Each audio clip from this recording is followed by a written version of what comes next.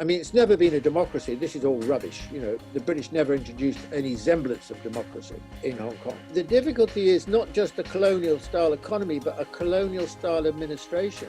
The challenge that China had was how to shift Hong Kong attitudes. I mean, at the end of the day, China had to win the hearts and minds of the Hong Kong population. If China can accomplish a successful transition in Hong Kong, then that speaks well for the ability of China to be able to speak to lots of peoples around the world. That there have been some serious problems in China's handling of Hong Kong, which are not the criticisms that come from the West. China's attitude towards Hong Kong was very, very quiescent.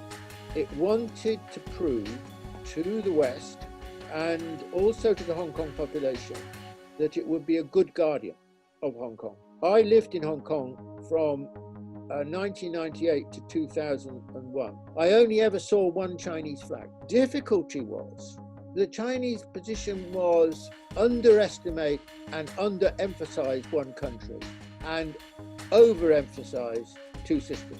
It wasn't like Macau. I went to Macau on the day of the handover, and the Macanese were on the streets in large numbers cheering the arrival of the Chinese, the PLA, and so on. That was not true in Hong Kong. So the challenge that China had was how to shift Hong Kong attitudes. I mean, at the end of the day, China had to win the hearts and minds of the Hong Kong population. So that situation needs to be broken. There needs to be a really serious socio-economic reform program in Hong Kong.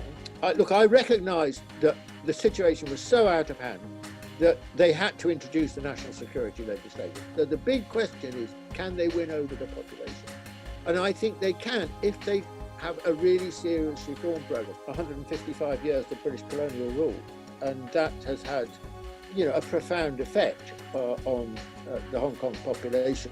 You know, they don't think like the mainland Chinese think. I mean, it's never been a democracy. This is all rubbish. You know, the British never introduced any semblance of democracy in Hong Kong.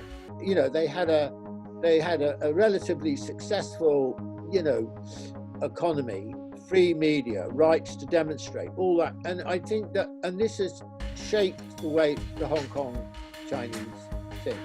Another big problem is the Hong Kong population is quite racist. They were brought up in a colonial society, and the currency of rule in a colonial society is race. The British treatment of the Chinese was discriminatory.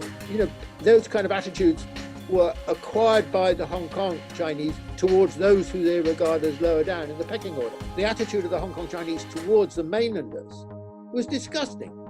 The difficulty is not just a colonial style economy, but a colonial style administration. You know, there's no equivalent of the Chinese Communist Party in Hong Kong. Really what China needs to do is to build a new kind of political leadership. No, I don't mean the government, I mean something integrated in, organic to the society, so it has a voice, you know, in the communities, in the estates, in the different parts of Hong Kong. Well, it's a very interesting challenge in two senses. The smaller sense is the idea of the lost territories and how restoring them to China.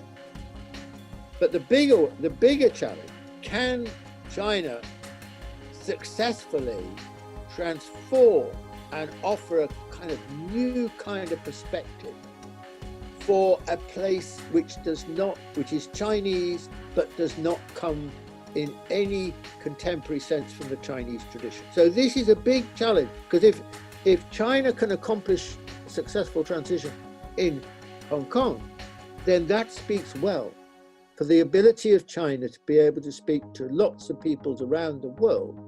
And it needs imagination, it needs flexibility, it needs creativity, it requires new thinking.